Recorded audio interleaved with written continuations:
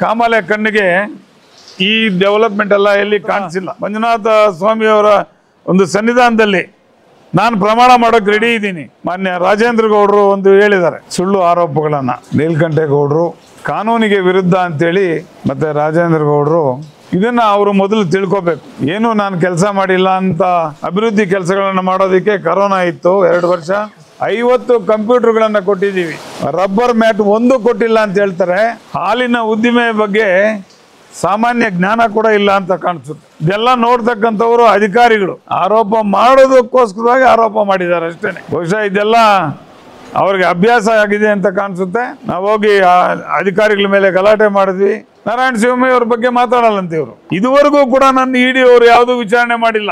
ನೀವು ಕಾನೂನು ಪಾಲನೆ ಮಾಡಿ ಅಂತ ಹೇಳ್ತಾ ಇದ್ದೀವಿ ನಾವು. ನಿಮ್ಮ ತಟ್ಟೆನಲ್ಲಿ ಹೆಗಣ ಬಿದ್ದಿದೆ, ನಮ್ಮ ತಟ್ಟೆನಲ್ಲಿ ನೊಣ ನೋಡಕ್ ಬರ್ತಾ ಇದ್ದೀರಿ.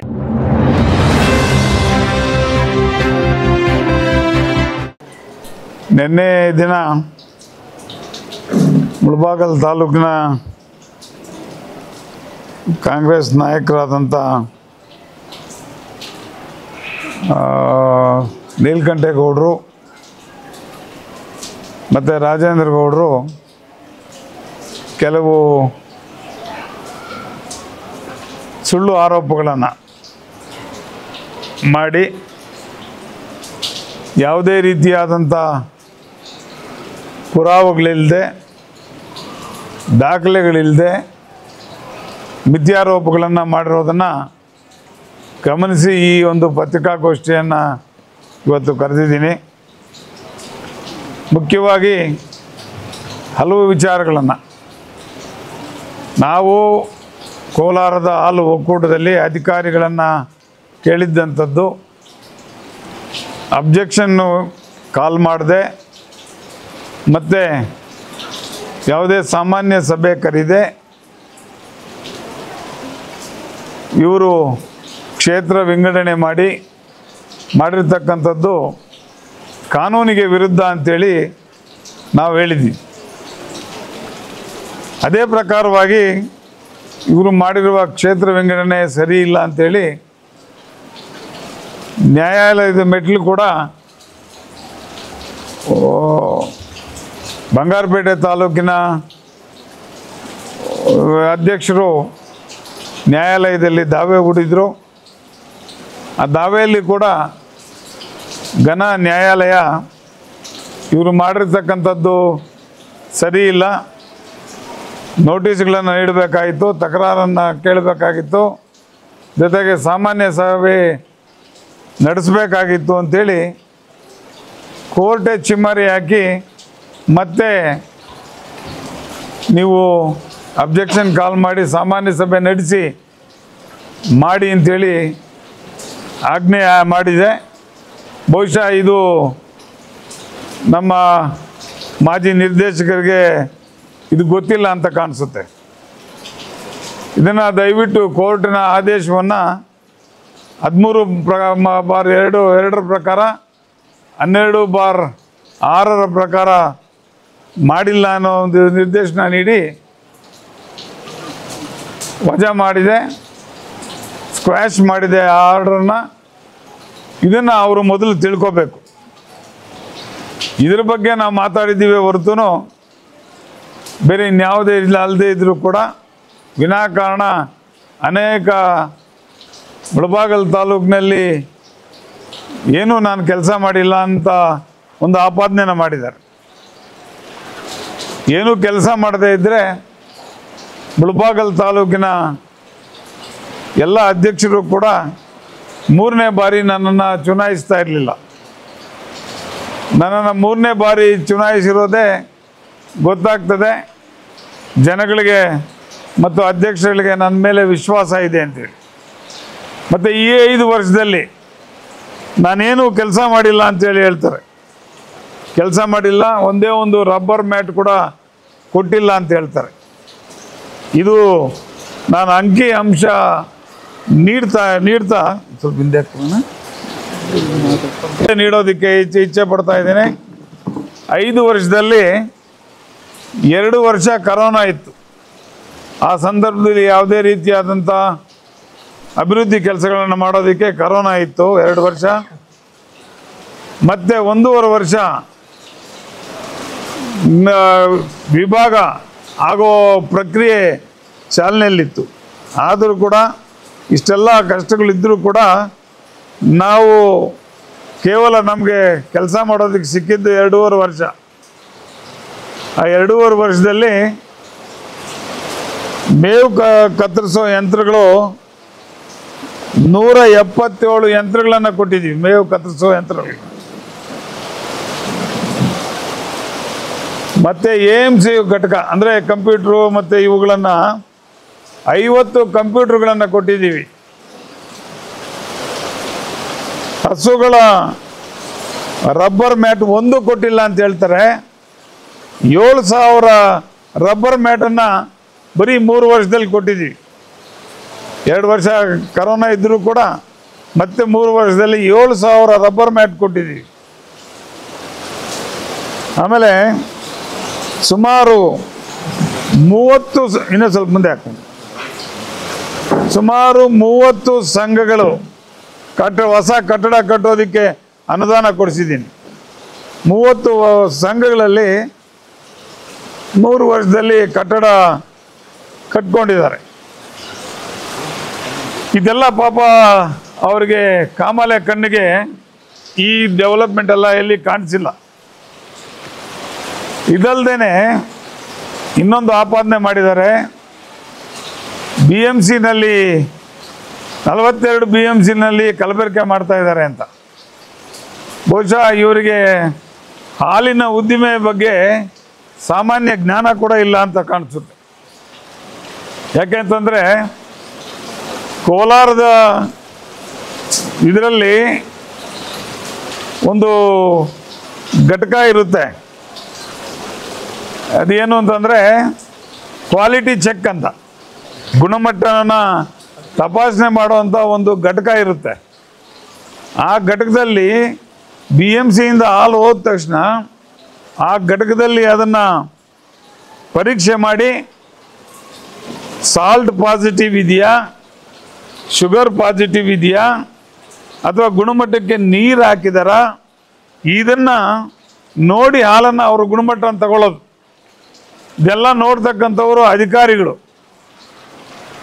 ಆ ಒಂದು ನಿಟ್ಟಿನಲ್ಲಿ ನಮ್ಮ ಮುಳಬಾಗಿಲು ತಾಲೂಕಿನ ಗುಣಮಟ್ಟ 100ಕ್ಕೆ 92% ಒಳ್ಳೆ ಹಾಲು ಬರ್ತಾ ಇದೆ. ಇದು ಬಹುಶಃ ಅವರಿಗೆ ಕಣ್ಣಿಗೆ ಕಾಣಿಸ್ಲಿಲ್ಲ ಅಂತ ಕಾಣಿಸುತ್ತೆ.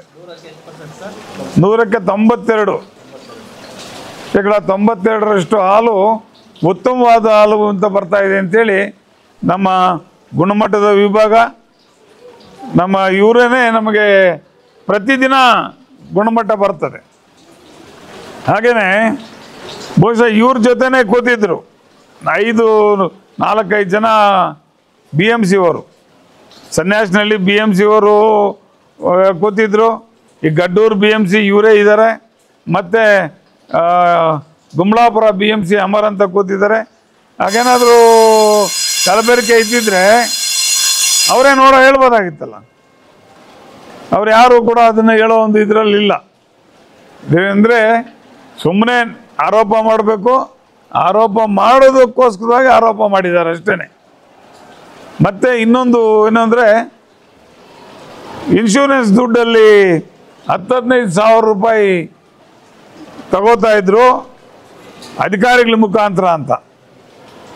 ಒಂದನ್ನು ಹೇಳೋದಕ್ಕೆ ಬಯಸ್ತೇನೆ, ಇನ್ಶೂರೆನ್ಸ್ ಮೊತ್ತ ಕ್ರಾಸ್ ಚೆಕ್ ಮುಖಾಂತರ ಬರ್ತಕ್ಕಂಥದ್ದು, ನೇರವಾಗಿ ಫಲಾನುಭವಿಗೆ ಹೋಗ್ತಕ್ಕಂಥದ್ದು. ಅದರಲ್ಲಿ ಲಂಚ ತಗೊಳ್ಳೋಂಥ ಪ್ರಶ್ನೆನೇ ಬರಲ್ಲ. ಬಹುಶಃ ಇದೆಲ್ಲ ಅವ್ರಿಗೆ ಅಭ್ಯಾಸ ಆಗಿದೆ ಅಂತ ಕಾಣಿಸುತ್ತೆ.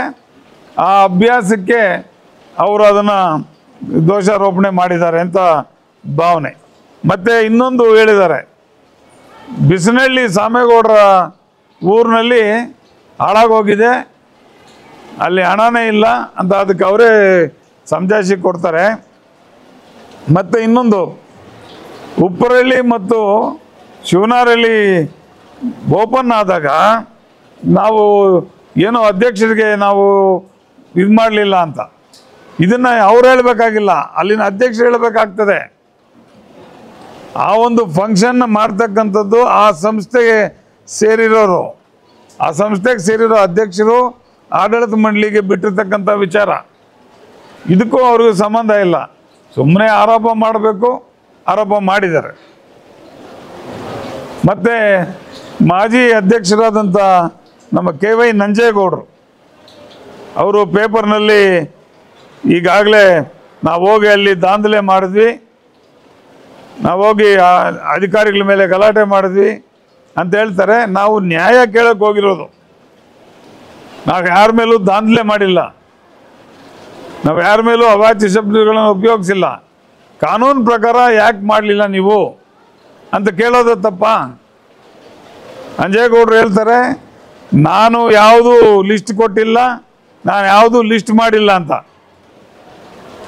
ನಿಜವಾಗಿ ಇದ್ರ ಬಗ್ಗೆ ಬೇಕಾದರೆ ಧರ್ಮಸ್ಥಳದ ಮಂಜುನಾಥ ಸ್ವಾಮಿಯವರ ಒಂದು ಸನ್ನಿಧಾನದಲ್ಲಿ ನಾನು ಪ್ರಮಾಣ ಮಾಡೋಕ್ಕೆ ರೆಡಿ ಇದ್ದೀನಿ, ಇವರೇ ಎಲ್ಲ ಲಿಸ್ಟ್ ಮಾಡಿದ್ದು ಎಲ್ಲನೂ ಅಂತ. ಅವ್ರಿಗೆ ಧೈರ್ಯ ಇದ್ದರೆ ಅಲ್ಲಿ ಬರಲಿ, ಅಲ್ಲಿ ಪ್ರಮಾಣ ಮಾಡಲಿ. ನಾನು ಕೊಟ್ಟಿಲ್ಲ ಲಿಸ್ಟು, ನಾನು ಮಾಡಿಲ್ಲ ಅಂತೇಳಿ ಅಲ್ಲಿ ಪ್ರಮಾಣ ಮಾಡಲಿ. ಸುಮ್ಮನೆ ಅವ್ರದೇ ಶಾಸಕರು ನಾರಾಯಣ ಸ್ವಾಮಿಯವರು ಭ್ರಷ್ಟಾಚಾರ ಇನ್ನೊಂದ್ರ ಬಗ್ಗೆ ಆಪಾದನೆ ಮಾಡಿದಾಗ ಇವರು ಅದ್ರ ಬಗ್ಗೆ ಮಾತಾಡಲ್ಲ, ನಾರಾಯಣ ಸ್ವಾಮಿಯವ್ರ ಬಗ್ಗೆ ಮಾತಾಡಲ್ಲಂತ. ಇವರು ನಮ್ಮ ಬಗ್ಗೆ ಮಾತ್ರ, ವಿರೋಧ ಪಕ್ಷದವ್ರ ಬಗ್ಗೆ ಮಾತ್ರ ಮಾತಾಡ್ತಾರೆ. ಇದು ಮಾಜಿ ಅಧ್ಯಕ್ಷರಿಗೆ ಶೋಭೆ ತರುವಂಥದ್ದಲ್ಲ. ಮತ್ತು ಇನ್ನೊಂದು ನಮ್ಮ ಮಾನ್ಯ ರಾಜೇಂದ್ರ ಗೌಡರು ಒಂದು ಹೇಳಿದ್ದಾರೆ, ರಿಕ್ರೂಟ್ಮೆಂಟಲ್ಲಿ ನಾನು ಬೇರೆ ಹಣ ಮಾಡಿಬಿಟ್ಟಿದ್ದೀನಿ, ED ಅವರು ಬಂದಿದ್ದರು, ಹಿಂದೆ ಬಂದಿದ್ದರು ಅಂತ. ಬಹುಶಃ ರಾಜೇಂದ್ರ ಗೌಡ್ಗೆ ಸಾಮಾನ್ಯ ಜ್ಞಾನ ಕೂಡ ಇಲ್ಲ ಅಂತ ಕಾಣಿಸುತ್ತೆ. ಯಾಕೆಂತಂದರೆ ನಾವು 5 ಜನ ಅಲ್ಲಿ ರಿಕ್ರೂಟ್ಮೆಂಟಿಂಗ್ ಕಮಿಟಿ, ಒಬ್ಬರು ಅದಕ್ಕೆ ಅಧ್ಯಕ್ಷರು ಬಂದು ನಂಜೇಗೌಡ್ರೆ, ಇನ್ನೊಬ್ಬರು ನಾನು, ಮತ್ತು ಜಾಯಿಂಟ್ ರಿಜಿಸ್ಟ್ರಾರ್ ಅವರು, ಮತ್ತು MD ಗೌರ್ಮೆಂಟ್ ನಾಮಿನಿ. ಇಷ್ಟೆಲ್ಲ ಇರೋವಾಗ ನಾನೊಬ್ಬನೇ ಯಾವುದೇ ಕ್ರಮ ತೆಗೆದುಕೊಳ್ಳೋಕ್ಕಾಗಲ್ಲ. ನಾನೇನಾದರೂ ಅಲ್ಲಿ ಮಾಡಿದ್ದಿದ್ರೆ ED ಅವರು ಬಂದು ನನ್ನ ವಿಚಾರಣೆ ಮಾಡ್ತಾಯಿದ್ರು. ಇದುವರೆಗೂ ಕೂಡ ನನ್ನ ED ಅವರು ಯಾವುದೂ ವಿಚಾರಣೆ ಮಾಡಿಲ್ಲ. ಸುಮ್ಮನೆ ನಂಜೇಗೌಡರನ್ನ ವಿಚಾರಣೆ ಮಾಡಿದ್ದಾರೆ, ಮತ್ತು MDನ ಮಾಡಿದ್ದಾರೆ, ಅಡ್ಮಿನ್ ನಾಗೇಶ್ನ ವಿಚಾರಣೆ ಮಾಡಿದ್ದಾರೆ, ಮತ್ತು ಮೊದಲು ನಿರ್ದೇಶಕರಾಗಿದ್ದಂಥ ಬಾಬು ಅವ್ರನ್ನ ಮಾಡಿದ್ದಾರೆ, ಬಾಗೇಪಲ್ಲಿ ನಿರ್ದೇಶಕರಾದಂಥ ಮಂಜುನಾಥ್ ರೆಡ್ಡಿ ಅವ್ರನ್ನ ವಿಚಾರಣೆ ಮಾಡಿದ್ದಾರೆ. ಮಿಕ್ಕ ನಾನು ಆ ಕಮಿಟಿನಲ್ಲಿದ್ದರೂ ಕೂಡ ಇದುವರೆಗೂ ನನ್ನನ್ನು ವಿಚಾರಣೆ ಮಾಡಿಲ್ಲ.